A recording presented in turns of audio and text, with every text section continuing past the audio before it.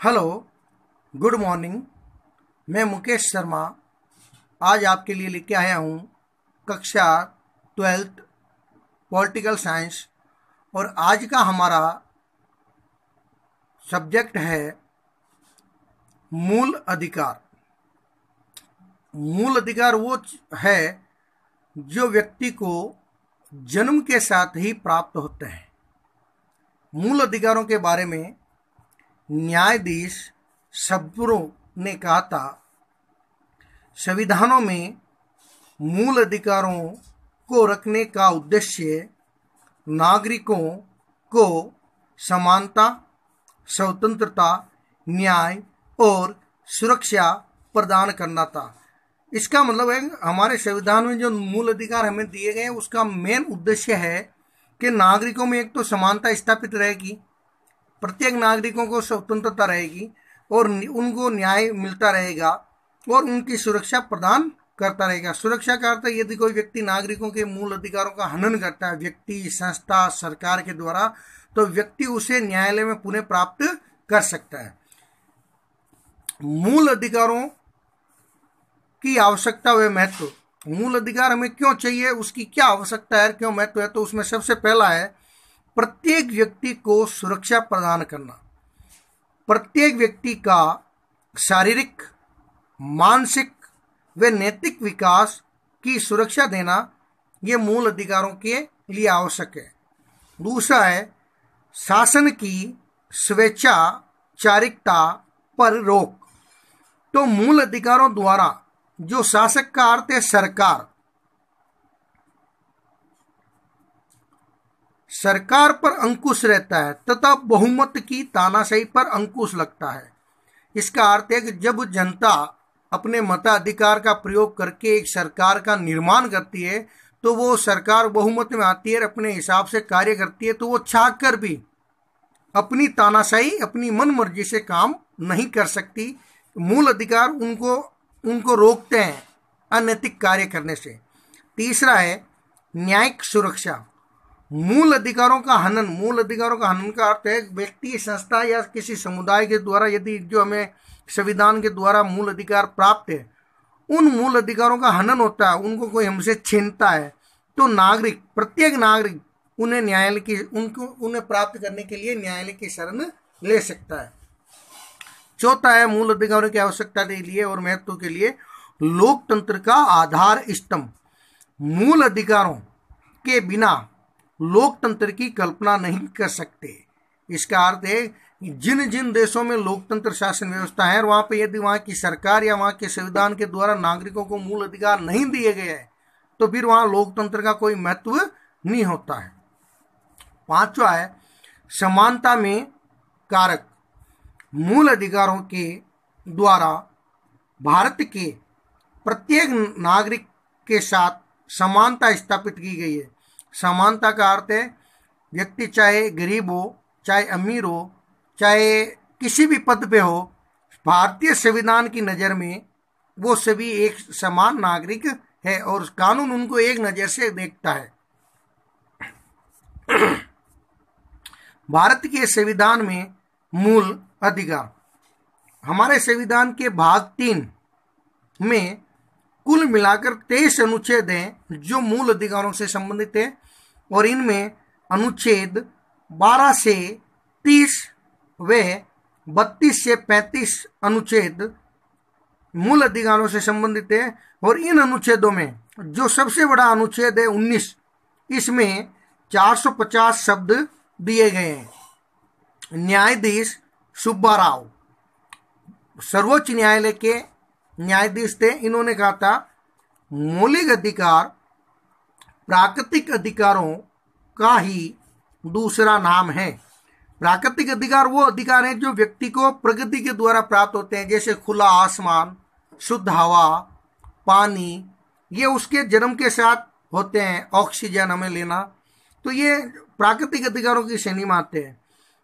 इसका दूसरा नाम है यह हर काल में, हर जगह, हर मनुष्य को प्राप्त होने चाहिए, क्योंकि मनुष्य सभी प्राणियों में चेतन प्राणी है। मनुष्य होता है सभी प्राणियों में सबसे ज्यादा चेतन अवस्था जो होती है वो मनुष्य में होती है। मनुष्य को ये मूल अधिकार प्राप्त होने चाहिए। भारतीय संविधान का जब हमारा निर्माण हुआ उस समय नागरिकों को 7 मौलिक अधिकार प्रदान किए गए थे, किंतु 44वें संविधान संशोधन 1976 में सरकार ने संशोधन करके संपत्ति के अधिकार को मूल अधिकारों से विलोपित कर एक कानूनी अधिकार के रूप में सम्मिलित किया गया है। मतलब इसको मूल अधिकारों की श्रेणी से हटाकर इसको अब कानूनी अधिकार के रूप में बना दिया है। इसका अर्थ है कि व्यक्ति के पास जो भी संपत्ति होती है, चल अचल संपत्ति, सरकार को उस व्यक्ति को जिसके पास उसकी आमदनी से ज्यादा संपत्ति होती है तो उसको उसका ब्यौरा सरकार को देना होता है और सरकार उसको पूछ सकती है कि आपने इतनी संपत्ति किस प्रकार से बनाई। हम हमें जो मूल अधिकार प्राप्त हैं वो मैं आपको बता रहा हूं। सबसे पहला हमारा मूल अधिकार है समानता का अधिकार। अनुच्छेद 14 से 18 भारतीय संविधान के भाग 3 में अनुच्छेद 14 से 18 जो अनुच्छेद है उसमें मूल अधिकारों के बारे में बताया गया और वो मूल अधिकार है समानता के अधिकार। उसमें सबसे पहला है कानून के समक्ष समानता। ये अनुच्छेद 14 में है। सभी नागरिक कानून के समक्ष समान है और बिना किसी विभेद के विधि के समान संरक्षण के हकदार होंगे। इसका अर्थ है कि भारत का संविधान प्रत्येक नागरिक के साथ में समानता का व्यवहार करता है। बिना किसी भेदभाव के प्रत्येक व्यक्ति उसको प्राप्त करने का और उसकी रक्षा करने का अधिकार उसको है। सेकंड नंबर है धर्म, मूल वंश, जाति, लिंग या जन्म स्थान के आधार पर विभेद का प्रतिषेध। भारत के संविधान का ये मूल अधिकार 15वां है, अनुच्छेद 15 में। इसमें कहा गया है कि कोई भी धर्म हो, मूल वंश चाहे किसी भी जन्म स्थान से हो, कोई भी उस व्यक्ति की जाति हो, चाहे स्त्री हो या पुरुष हो, उन व्यक्तियों के साथ में जन्म के आधार पर भारत के संविधान की कभी कोई भेदभाव नहीं करता। इसका अर्थ है सभी नागरिकों को सार्वजनिक स्थानों, दुकानों, भोजनालयों, होटलों, मनोरंजनों के स्थलों, कुओं, तालाबों, स्नानघरों, सड़कों के आधिकारिक प्रयोग का हक होगा।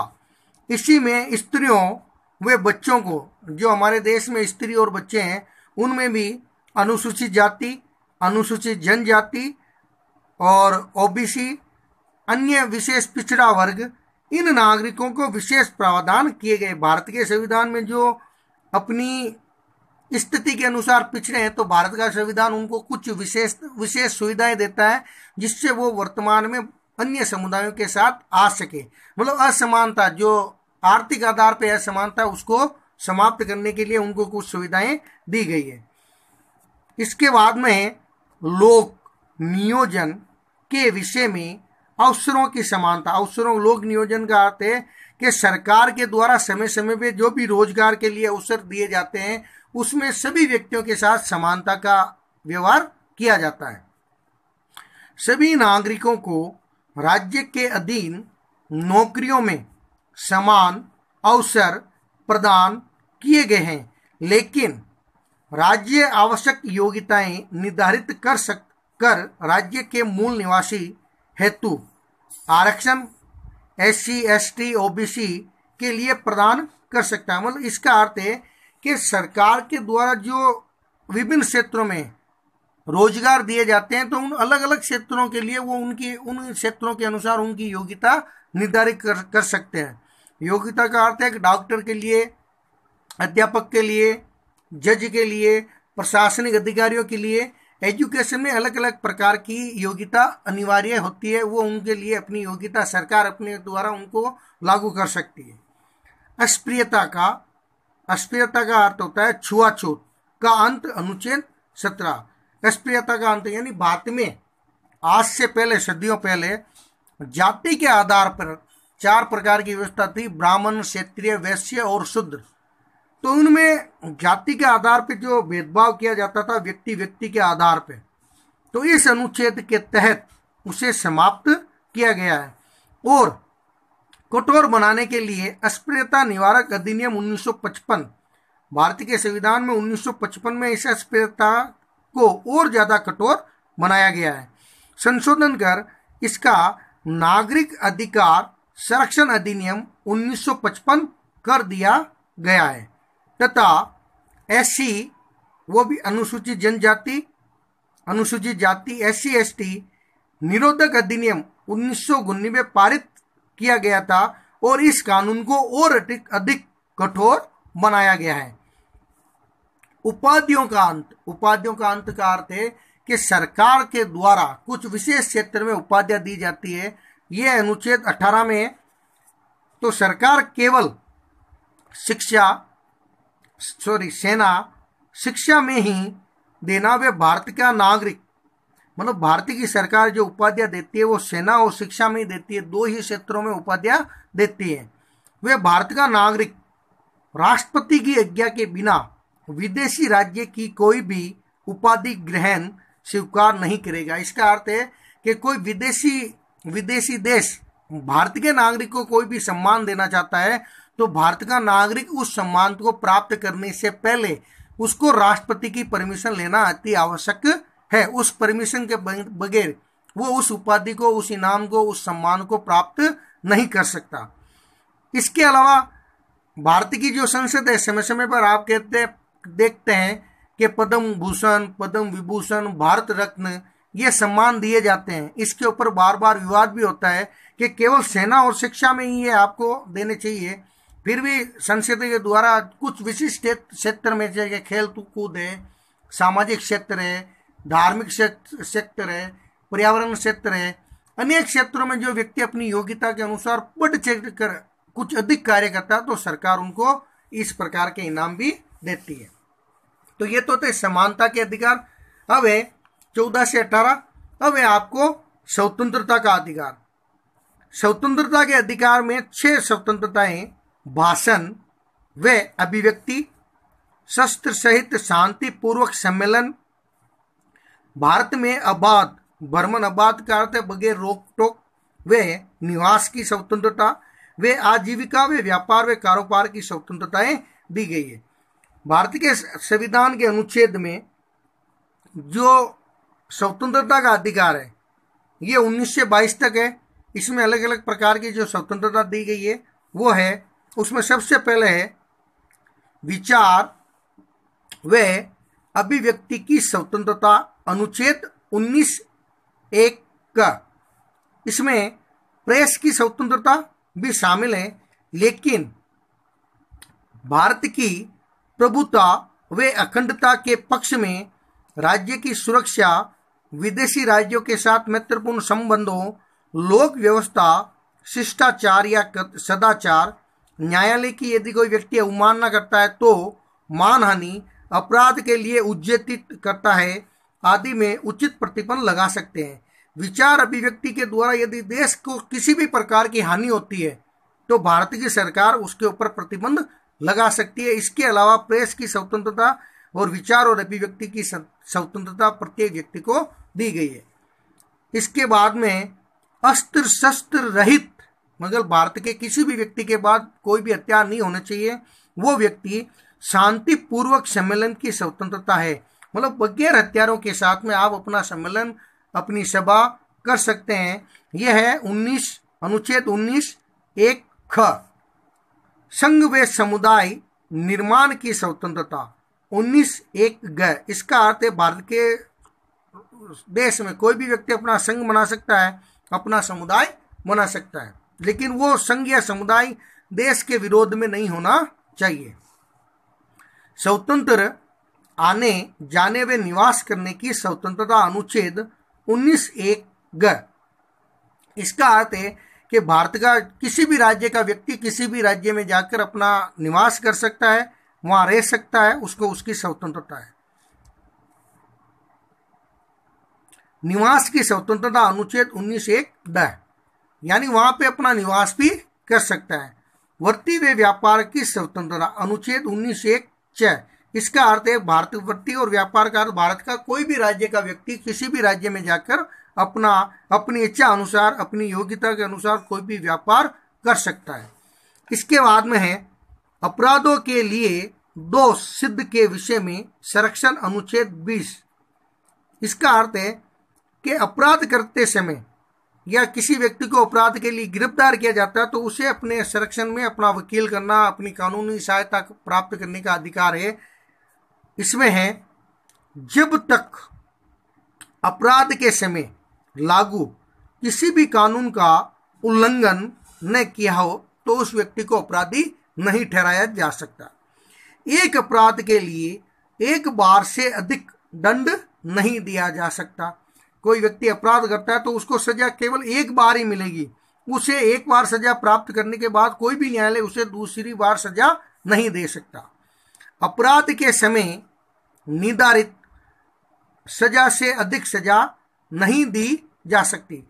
इसका अर्थ है कि भारत के संविधान में प्रत्येक अपराध के लिए सजा निश्चित की गई है और कोई भी न्यायालय उस सजा से ज्यादा उसको सजा नहीं दे सकता। जीवन व व्यक्तिगत स्वतंत्रता का संरक्षण, अनुच्छेद 21। इसका अर्थ है 44वें संविधान संशोधन 1979 में इसे और अधिक प्रभावशाली बनाया गया है और आपातकाल में भी इसे शामिल नहीं किया जा सकता। इसका अर्थ है कि भारतीय संविधान के अलावा कोई भी व्यक्ति जीवन और व्यक्तिगत स्वतंत्रता का मतलब जीवन, भारतीय संविधान की विधि के अलावा किसी भी प्रकार से कोई भी व्यक्ति अपने जीवन को त्याग नहीं सकता और कोई भी व्यक्ति उसकी व्यक्तिगत स्वतंत्रता छीन नहीं सकता। इसके बाद में है आपके बंदीकरण में संरक्षण, अनुच्छेद 22।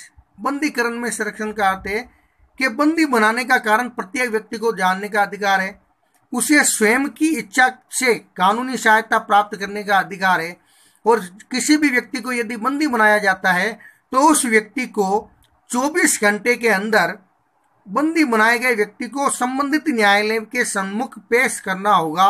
लेकिन ये केवल भारत के नागरिकों को प्राप्त है। शत्रु देश के निवासी को यदि कोई सरकार गिरफ्तार करती है और उसको 24 घंटे में पेश नहीं किया जाएगा तथा एक अपन के है निवारक नजरबंदी में ये अधिकार लागू नहीं होगा। निवारक नजरबंदी का अर्थ है कि ये अपराध को रोकने के लिए उसे नजरबंद किया जाता है। जैसे अभी जम्मू कश्मीर में अपन के धारा 370 हटी थी तो उस समय वहां के जो राजनीतिक नेता थे महबूबा मुफ्ती, फारूक अब्दुल्ला, उमर अब्दुल्ला, उनको भारत की सरकार ने नजरबंद किया था तो उनको 24 घंटे के अंदर न्यायालय में पेश नहीं किया जा सकता। इसके बाद में आज अपने जो पढ़ा है उसका आपको गृह कार्य भी करना है। उस गृह कार्य में मैं आपको कुछ प्रश्न दे रहा हूं। उसमें संविधान के किन भाग में मूल अधिकारों का उल्लेख किया गया। तो मैंने आपको शुरुआत में बताया था कि भारत के संविधान के भाग 3 में अनुच्छेद 12 से लेकर 30 और 32 से लेकर 35 तक इसका वर्णन किया गया है। स्वतंत्रता का अधिकार किस अनुच्छेदों से संबंधित है। तो मैंने अभी आपको बताया था स्वतंत्रता का अधिकार, अभी जो अपन का ये हुआ था उसमें आपको लिखना है। मूल अधिकारों की आवश्यकता क्यों है, मूल अधिकारों के बारे में मैंने आपको बताया था, वो आपको लिखना है। और वर्तमान में कितने मूल अधिकार नागरिकों को प्राप्त है तो ये आपको गृह कार्य के रूप में करना है। और इसके बाद पीछे बचे हुए मूल अधिकार हैं उसके लिए हम आपको अगली कक्षा में बताएंगे। धन्यवाद।